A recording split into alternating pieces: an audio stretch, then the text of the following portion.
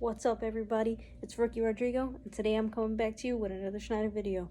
Let's get into it. Last video I covered day 1. This video I'm going to be covering day 2, and then day 3, 4, and 5, because it starts to repeat itself a little bit. Alright, hopping right up into day 2, same pickup time, 6:30. That's when the bus will arrive here at the hotel. Don't be even a minute late. Picks us up at 6:30 sharp, and we get to school around 7 a.m. First thing we did when we arrived was to go grab our tablets. That's assigned to you from day 1, so they just let you know every morning that's what you're going to be doing, is grabbing your tablets. Once we got our tablets, you go ahead and mark yourself as on duty, as well as fill in your paper logs. You will be responsible to start taking care of your logs and do that first thing every morning, your tablets and your paper logs. After that, we head straight to the classroom, and before we continue with the rest of the day, they showed us about TransFlow. TransFlow, at least for Schneider, I don't know if any other company covers it, is where we go ahead and we would send our paper log from the day before, or however many days that we haven't sent it, which should be every day unless, of course, you're off duty. We went ahead and sent that off along with the bill of lading. However, we won't have a bill of lading because we're in orientation, so we're not doing any loads. Therefore, we don't have a BOL. You fill out what's called a trip sheet, put in all the information. You go ahead and send that with your paper log over to the headquarters, which I believe is in Green Bay, Wisconsin. Once they show you how to do that, you will be responsible for doing that every day that you come in. I actually got this. This is the transfer I was talking about. So this is the trip sheet I was talking about that you'll take. You'll grab this, you'll go ahead and you'll fill it in, and then you will attach your paper log to it for the day before, and then go ahead and submit it off. Then you'll get a receipt, essentially, that will print off after you fax your stuff over to the headquarters. And you'll staple all of these together, the receipt, the trip sheet, and the paper log.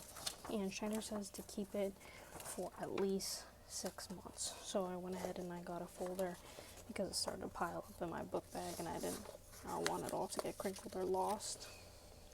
And they tell you to keep it for at least 6 months, just in case if headquarters asks for anything or says, hey driver, we don't have your paper log from October 31st or October 30th, you need to send that over. You need to be able to have that stuff. So that way you can just say, hey, this is the trip sheet number, because if you notice they had a barcode with a number underneath, hey, it's a trip sheet number, there you go. And if they can't find it, you can always fax it to them again.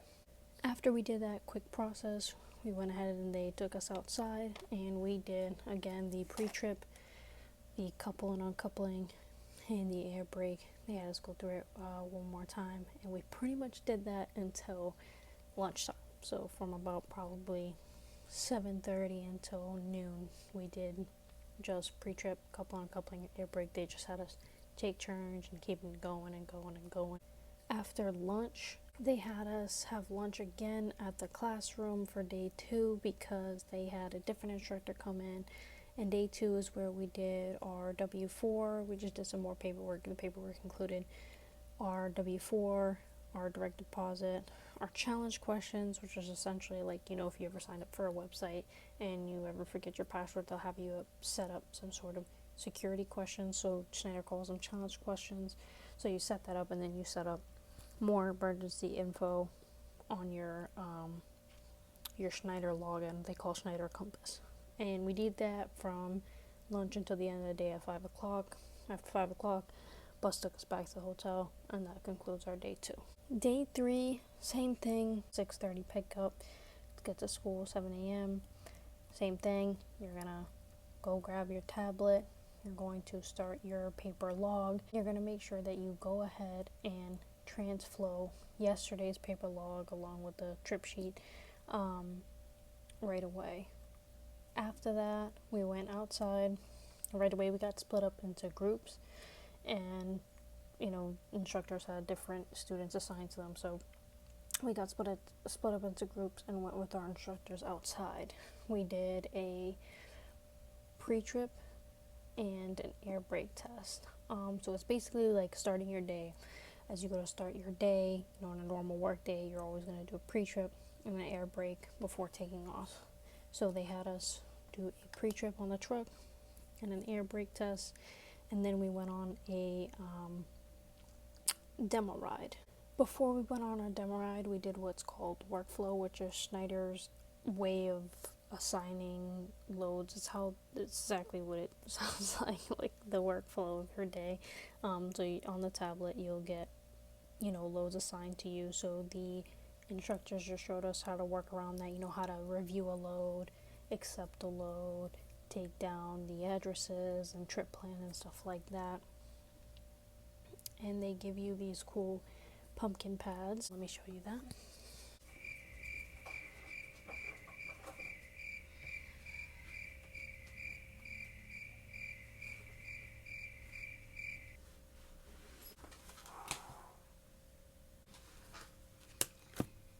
Here's what they call the pumpkin pad. Now this is what they use basically is if your tablet were to not working for whatever reason, navigation's not working, what they have you do is when you get a load assigned to you, they have you fill out this information with all the basic stuff. So your pickup, your delivery, your drop off. So here, this is just a fake one that they assigned to us so we could learn how to use a tablet and how to read the loads assigned to us. So there is our shipment ID.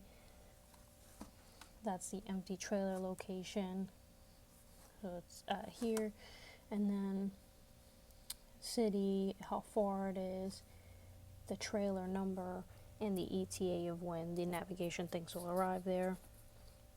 And then it does a shipment total distance. So overall, the load that was assigned to you, what the total distance is.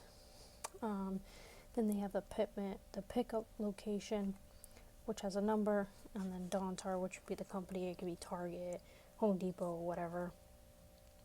And then the information just repeats itself. So the address, the city, ETA, if there's an appointment, how far that distance is from your empty trailer location, if it's hazmat, high value, temperature to control, the trailer number, the weight, and the MBOL, which is a master bill of lading, and the pickup number.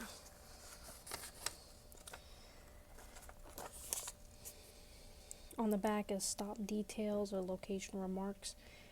So the average load time is 29 minutes. Give you the phone number, the open hours of the company where you're going to go pick up or drop off, and the remarks.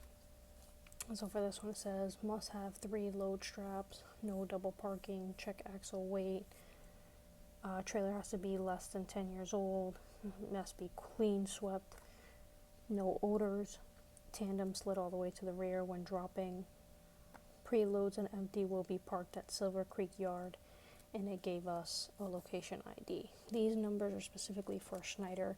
They take locations and assign them their own ID number. So when we put it into our GPS, we would put this number and it would give us the location. The reason they do this is if something were to happen with our tablet where it died or broke or something, anything, we have it all here. So everything that's on the tablet, you right here, just in case. This way, if something happened, you know where the location's at, you know the number, and you know all the information that you need to have. So we did that before starting the ride. Then same thing, delivery location, open hours, any remarks, where to put the trailer, if there's an appointment so you know what time you need to ride. It's just a backup to the tablet. That's what they call the pumpkin pad. So after that, we did the demo ride. What that is the instructor basically went ahead and drove the vehicle first. He went ahead around town, drove, showed us a couple of turning situations where we have to do a button hook turn, what to watch for in our mirrors, the signs to watch for, so on and so forth. After that, I went ahead and I drove first. Basically did the same thing the instructor did, and he will coach you through the situations, but remember that this is for inexperienced CDL holders. So you do have your license, you are your CDL, so it's important that you know the basics of how to drive and manipulate and move your trailer. They're not here to show you how to drive. They're just here to make sure that you drive safely and reinforce good habits into you. Schneider's all about safety. The other two students that were with me drove because it was 3-to-1 instructor. And then we went back to the OC, and we went to lunch from 12 to 1. After that, after lunch, we went back to the trailer. We did a TIV, which is trailer integrity verification, which is something you do anytime that you leave your trailer alone. You come back and you check the integrity of it to make sure nobody crawled in it or under it and nobody tampered with it, which is something that will be required of you even when you go out on the real road or real job by yourself. After we performed the TIV, we did more coupling and uncoupling, and then we did slow maneuvers. What slow maneuvers is exactly what it sounds like. It's basically maneuvering your trailer and tractor through kind of like how I would say an obstacle course, very slowly. And the purpose of this is to basically learn and understand the size of your trailer and tractor and be able to manipulate it, because it's a really, really tight area. And, looking at it outside the truck or even in a truck, you'd probably never go that way because you think, I can't fit through that, I can't do that.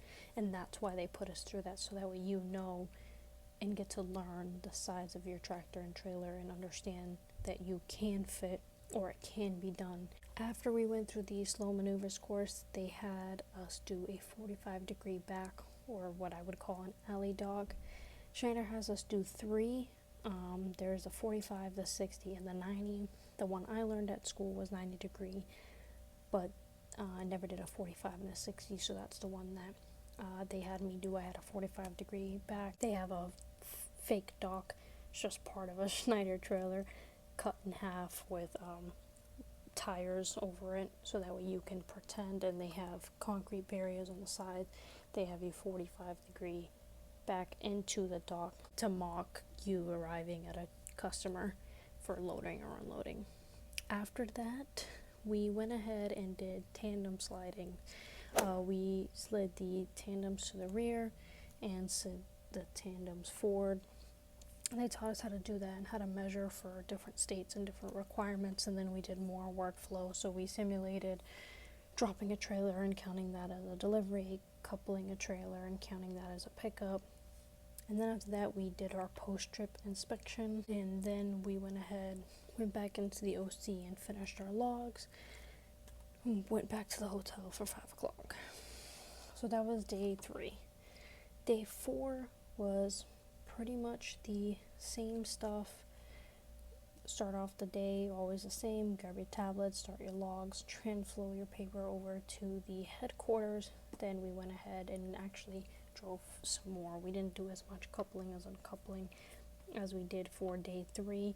It was more about focusing on driving, so we did a lot more what they call a roller coaster, up, down, left, right, starting to learn how to navigate these tight back roads. Then for day 5, which was Friday, it was the same thing, more driving for a longer amount of time, and they actually took us on a downgrade so that way we could learn how to go down hills or mountains using a Jake brake. And then actually it ended up starting to rain, so when we went down the downgrade, they showed us how to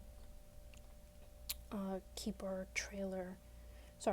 tractor in a low gear going down a downgrade, because you cannot use your Jake brake if it's not dry conditions. They showed us how to do that, make sure we're in the right gear before going down the hill, and then using stump braking. And then Saturday and Sunday we actually got off. It's actually Sunday today. We got it off, but you only get the weekend off if Schneider feels like you don't need the extra help or the extra attention. They do have an option where you can sign up for extra help on Saturday. However, they only have two instructors. So depending on how many people sign up will depend on just how much attention or how much you can get done in that day.